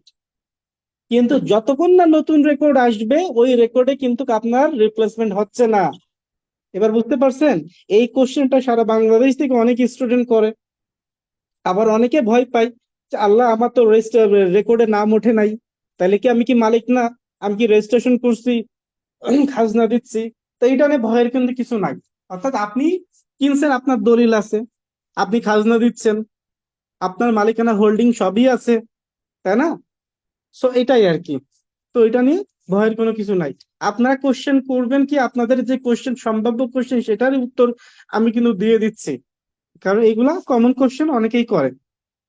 আর একটা বিষয় আপনাদেরকে বলবো যে রেকর্ড কয় প্রকার আপনারা কি জানেন? রেকর্ড রেকর্ড কয় প্রকার? আচ্ছা, রেকর্ড কোনটা বললাম? যে আমি যে পর্চাগুলো বললাম, এক একটা রেকর্ড কিনা বলেন? সবই তো এক একটা রেকর্ড না? রেকর্ড কিনা বলেন? জি স্যার। এই সিএস কি রেকর্ড না একটা? এস একটা রেকর্ড না? আর এস একটা রেকর্ড না? বিএস একটা রেকর্ড না? তো এগুলো তো সব রেকর্ড, তাই না? তাহলে খতিয়ান কয় প্রকার? খতিয়ান 2 প্রকার। লিখে নেন আপনারা, পরবর্তী ক্লাসে কাজে লাগবে। খতিয়ান 2 প্রকার। খতিয়ান কয় প্রকার? 2 প্রকার। সো খতিয়ান কয় প্রকার? 2 প্রকার। কি কি খতিয়ান? নাম্বার 1, রেকর্ডীয় খতিয়ান। এই যে রেকর্ডটা না, এসে রেকর্ডীয় খতিয়ান, ঠিক আছে? একটা হচ্ছে রেকর্ডীয় খতিয়ান। আচ্ছা, যেহেতু ডিসপ্লের উপরে আপনাদেরকে লিখে দিই, তো এটার জন্য হাতের লেখা অনেক সময় কিন্তু প্রবলেম হতে পারে। এটা যেহেতু এটা বোর্ড না, এটা কিন্তু আপনাদের একটু কনসিডার করা লাগবে। ডিসপ্লের উপর লিখলে তো লেখা একটু ভালো, একটু খারাপ ভালো হয়। সো এটা আর কি। তারপর বুঝতে না পারলে আমাকে জানাবেন কাইন্ডলি, হ্যাঁ? তো এটা রেকর্ডীয় খতিয়ান। এবং আমরা কি করি? নাম জারি করি, বললাম না একটু আগে? নাম জারির কথা অনেকবার বললাম না? বলছি কিনা? জি স্যার। সো নাম জি নাম স্যার। জারি করার পরে, ডিসিআর কাটার পরে আমাদের আরেকটা খতিয়ান দেয়, অর্থাৎ ডিসিআর এর সাথে, অর্থাৎ ডিসিআর বা খাজনা রসিদের সাথে আমাদের আরেকটা খতিয়ান থাকে, সেটাকে বলা হয় নামজারি খতিয়ান। এটা আপনাদেরকে কিন্তু দেখাবো আমি, প্র্যাকটিক্যাল ক্লাসে অবশ্যই দেখাবো। খাজনা দাখিলা কি, রেকর্ডীয় খতিয়ান কি, নামজারি খতিয়ান কি, প্রত্যেকটা বিষয় কিন্তু একদম মানে ডিসপ্লেতে আমি আপনাদেরকে আইনে আইনে দেখাবো। সো যারা বোঝেন না, যারা ল্যান্ড সম্পর্কে কিছু বোঝেন না, তাদের কোনো ভয়ের কিছু নেই। মনে করেন এখানে শূন্য থেকে কিন্তু আপনাদেরকে আমি শিখাবো। যে কিচ্ছু জানে না তার জন্য এই কোর্সটা, আর যে জানে তার জন্য অ্যাডভান্স। ওকে? তো একটা হচ্ছে রেকর্ডীয় খতিয়ান, আর একটা হচ্ছে নামজারি নামজারি খতিয়ান। ওকে? তাহলে খতিয়ান কয় প্রকার বলেন? বলেন আমার রেকর্ডিং সাথে। খতিয়ান এবং নামজারি খতিয়ান। কি সবার মনে থাকবে তো? একটা হচ্ছে রেকর্ডীয় খতিয়ান, আর একটা হচ্ছে নামজারি খতিয়ান। ওকে। আচ্ছা, এই যে খতিয়ানের ভিতরে খেয়াল করবেন, খতিয়ানের ভিতরে যদিও বা এটা কিন্তু প্রথম ক্লাসের টপিকস না, কিন্তু তারপরেও আমি ওভারঅল মিলে একটু শেয়ার করব আপনাদের। এই যে আমরা আমাদের এখন আপনাদের যে বিষয়টা, খুব গুরুত্বপূর্ণ বিষয়টা আলোচনা করব, আপনারা জাস্ট খুব খেয়াল করবেন যে আমাদের যে খতিয়ান, মনে করেন খতিয়ানগুলো তো আপনাদের দেখাবো আমি, অবশ্যই প্র্যাকটিক্যাল ক্লাসে দেখাবো। তো মনে করেন খতিয়ান, এই খতিয়ানের ভিতরে সিএস থেকে একদম আরএস পর্যন্ত এই যে জমির যে পরিমাণগুলা, জমির পরিমাণ, অর্থাৎ যে মনে করেন ক খ গ ঘ আরএস রেকর্ডীয় মালিক মালিক বা সিএস রেকর্ডীয় মালিক বা এস এ রেকর্ডীয় মালিক, অর্থাৎ এই যে সিএস থেকে আরএস পর্যন্ত এই যে জমি যারা মালিক, তো তাদের জমির অংশ আছে না? সবাই তো সবার, আপনার যে খতিয়ান আছে সেই খতিয়ানে আপনার জমির অংশ থাকবে না? থাকবে কিনা বলেন? আপনার পর্চাতে আপনার কি জমির অংশ থাকবে? জি স্যার বোঝেন নাই? থাকবে। জি স্যার থাকবে। আমি একটু দেখাই দেখি এখানে আছে কিনা।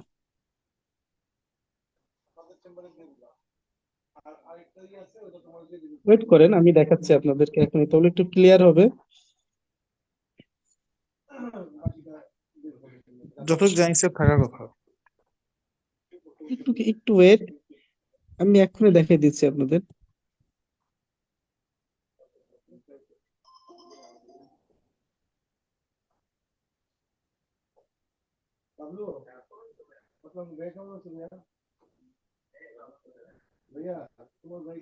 তো দেখেন, এটা 3 নম্বর লেকচারটা আমি একটু শেয়ার করেছি আপনাদেরকে। খেয়াল করবেন, এই যে একটা খতিয়ান মনে করেন, এই যে একটা খতিয়ান, সো এটা কোন ধরনের খতিয়ান? সিএস খতিয়ান, তাই না? তো এই যে সিএস খতিয়ান, এটা উপরে লেখা আছে তাই আমরা বুঝছি, কিন্তু আপনারা ক্লাস করার পরে আপনারা এই লেখার দরকার নাই, কারণ আপনারা যখন ল্যান্ড নিয়ে যখন কাজ করবেন এগুলো তো লেখা থাকবে না, বুঝে নিতে হবে সিএস খতিয়ান কিভাবে চিনবো, এটা প্র্যাকটিক্যাল ক্লাসে আপনাদেরকে দেখাই দেবো। সো আমি এটা আপনাদেরকে দেখাই, এটা সিএস খতিয়ান মনে করেন, এটা সিএস খতিয়ান মনে করবেন কেন, এটা সিএস খতিয়ানই তো। তো এখানে দেখেন এই যে যারা মালিক, তো খেয়াল করবেন এই যে যারা মালিক, এগুলো কিন্তু মালিক, এগুলো কিন্তু এরা মালিক, তাই না? এর মধ্যে আপনার বাবাও থাকতে পারে, আপনার মামাও থাকতে পারে। তো এই মালিক বরাবর দেখেন এটা সম্পত্তি আছে, এটা হিস্সা, হিস্সা মানে পরিমাণ, বুঝছেন? এটা কি বলেন? প্রত্যেকটা ব্যক্তির বরাবর কিন্তু একটা হিস্সা আছে, অর্থাৎ এই ব্যক্তি এই হিস্সা মূলের মালিক, এই ব্যক্তি এই হিস্সা মূলের মালিক। অর্থাৎ আপনি মনে করেন 5 শতক জমির মালিক, তাহলে কিন্তু ওই খতিয়ানে কিন্তু আপনার নামের পাশে কিন্তু এরকম হিস্সা দেওয়া থাকবে। ক্লিয়ার? তো এখন সিএস থেকে, অর্থাৎ সিএস থেকে আরএস পর্যন্ত, একদম সিএস থেকে আরএস পর্যন্ত আমরা জমির যখন হিসাব বের করব এই নিয়মে বের করব, অর্থাৎ আমাদের সিম্বলটা থাকবে এরকম, এই যে দেখছেন না এরকম, এই যে এই সিম্বল ধরে আমরা করব। আর এই সিম্বলকে বলা হয় আনা, এখনই দেখাবো আপনাদের।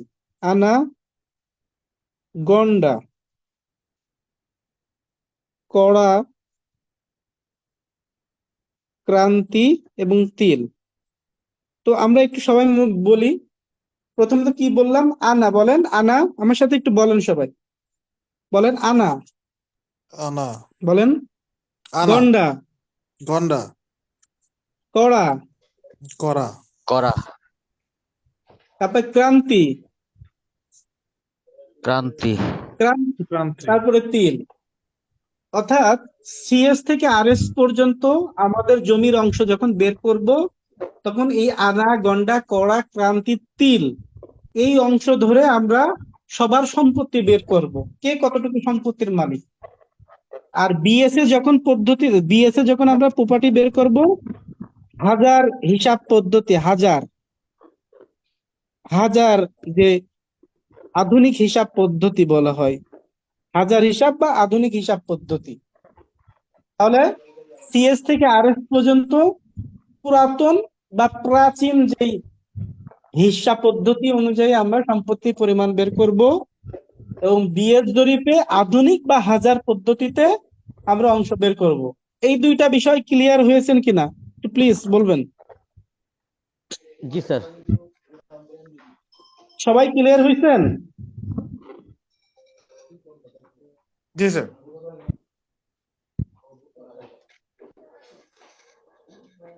ওকে,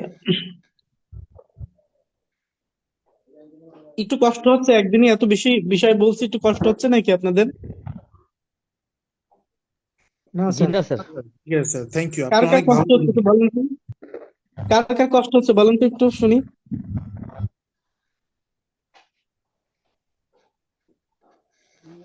সবার কি ভালো লাগছে? ক্লাস কন্টিনিউ করব আজকে? না স্যার, আপনার আপনার জি স্যার, আপনার এক্সপ্লেনেশন অনেক সুন্দর স্যার। আমার ভেরি, আই রিয়েলি অ্যাপ্রিশিয়েট ইট, অনেক সুন্দর এক্সপিরিয়েন্স।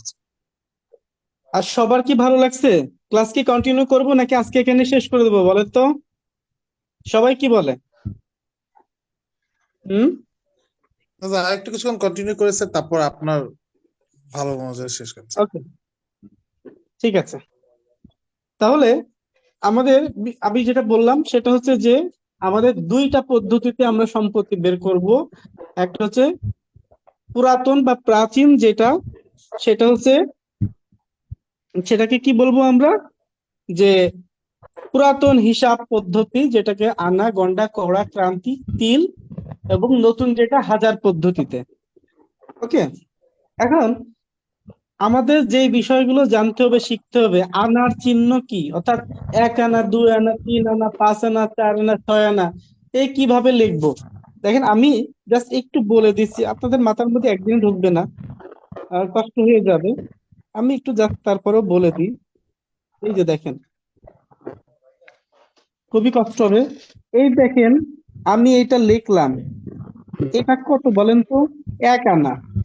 এটা হচ্ছে 1 আনা, ঠিক আছে।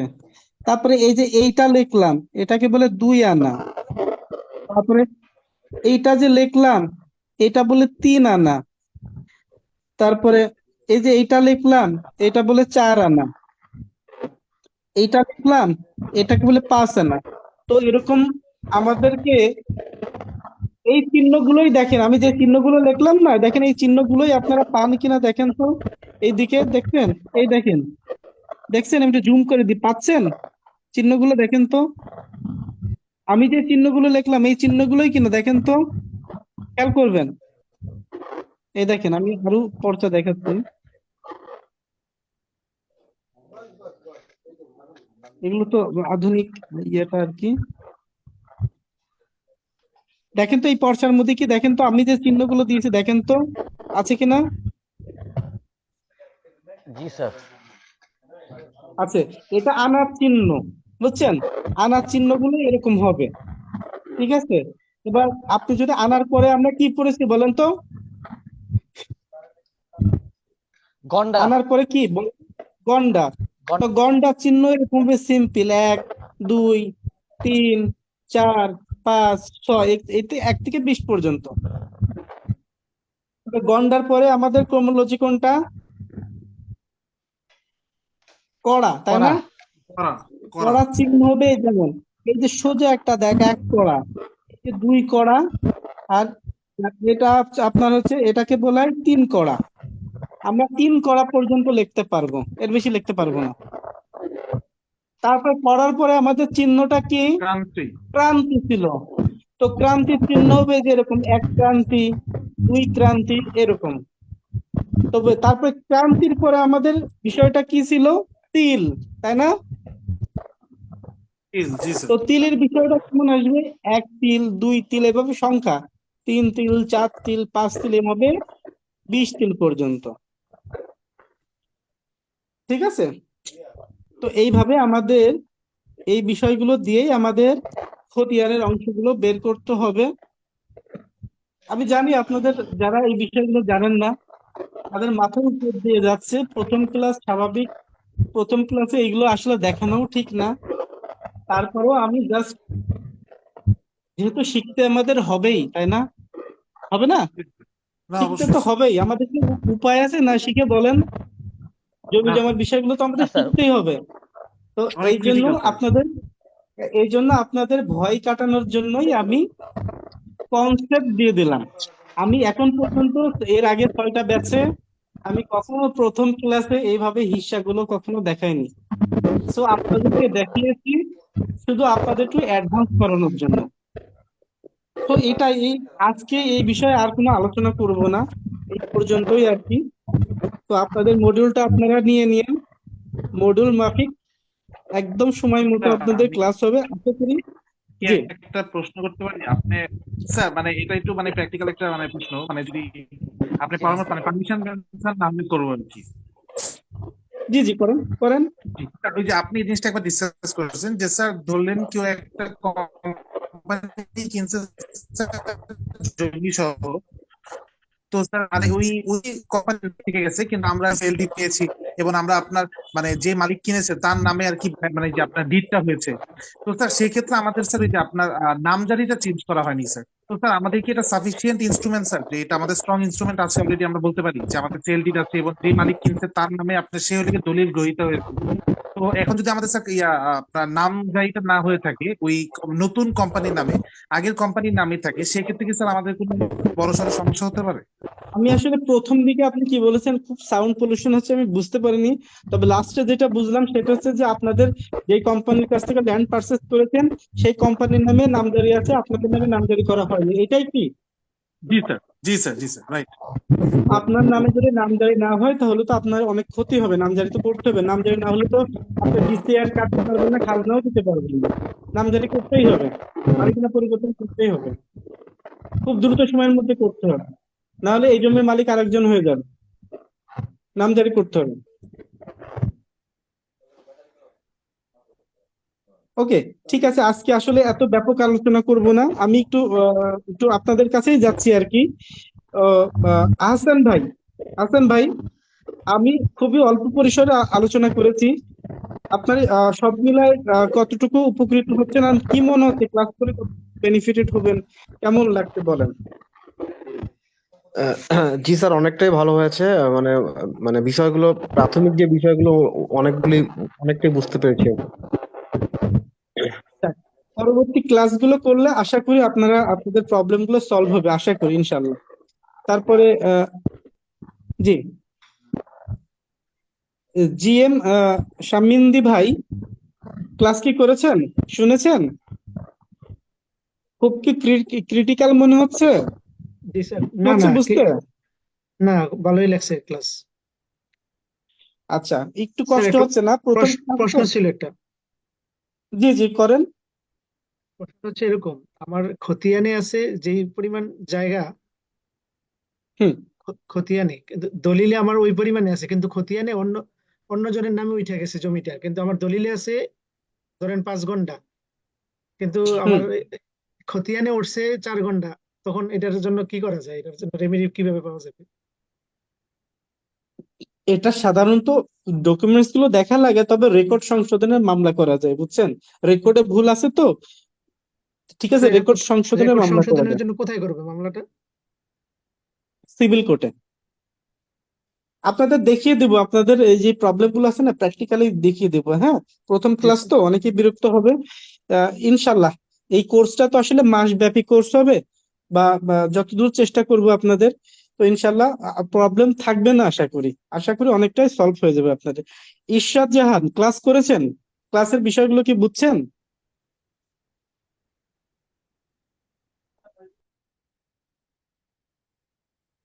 আচ্ছা, তারপরে জয়নাব, জয়নাব ভাই, জয়নাব শুনতে পাচ্ছেন? জয়নাব কি শুনতে পাচ্ছেন কিনা? তারপরে বিশাল ভাই, বিশাল ভাই শুনতে পাচ্ছেন? জি স্যার, আমি শুনতে পাচ্ছি। আমি পুরা 90% ক্লাসেই ছিলাম, মাঝে মাঝে ইন্টারনেট ইস্যু থাকার কারণে আর কি একটু লিভ হয়ে গেছে। আচ্ছা, ঠিক আছে, ক্লাস তো করছেন, কেমন লাগছে? আমার আলহামদুলিল্লাহ, আমার খুব ভালো লাগছে স্যার। আপনার এক্সপ্লেনেশন সবকিছু যাক, অনেক ডিটেলস, আমি খুব অ্যাপ্রিশিয়েট করি, আমার খুব আচ্ছা, ভালো লাগে। যাক, মাশাআল্লাহ, ক্লাসে থাকলে ইনশাল্লাহ আরো ভালো করবেন। তারপর হচ্ছে যে পাবলিক ল, ভাইয়া আপনার নামটা দেওয়া উচিত ছিল। ভাইয়া আপনি ক্লাস করছেন কিনা?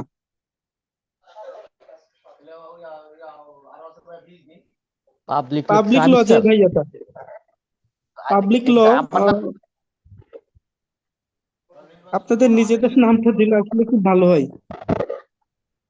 পাবলিক ল নামে একটা ভাইয়া আছে। তারপর রোমেল ভাই শুনতে পাচ্ছেন কিনা, রোমেল? জি, আমি শুনতে পাচ্ছি। আসলে আমি ওই বাইরে থাকার কারণে লাস্ট মুহূর্তে এসে জয়েন করছি। শুনতে পাচ্ছি। আমার আসলে এই কোর্সটা করার ইচ্ছে ছিল, তবে অফলাইনে সরাসরি কোর্সটা চাইছিলাম আর কি। দেখ, আমি চেষ্টা করবো। আপনাদের পরবর্তী ক্লাস শিডিউল গুলো কখন কিভাবে দেন এটা ফেসবুকে শেয়ার করলে বা মেসেঞ্জারে শেয়ার করলে পাবো। আপনাদেরকে একটা কথা বলি ভাই, সেটা হচ্ছে অফলাইন অনলাইন লিগ্যাল স্টাডি এইডের অফলাইনে যা অনলাইনে তাই।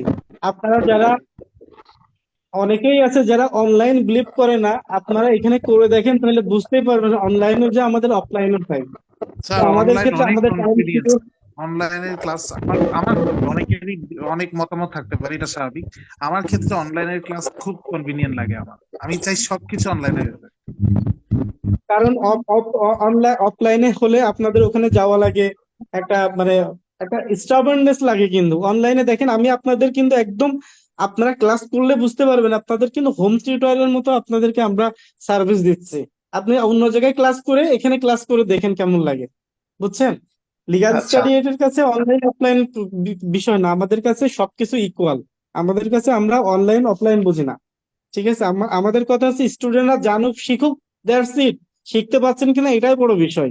ওকে, তারপর আচ্ছা সপুল শর্মা ভাই, সপুল শর্মা ভাই, জি। জাহিন ইসলাম ভাই, জাহিন ইসলাম।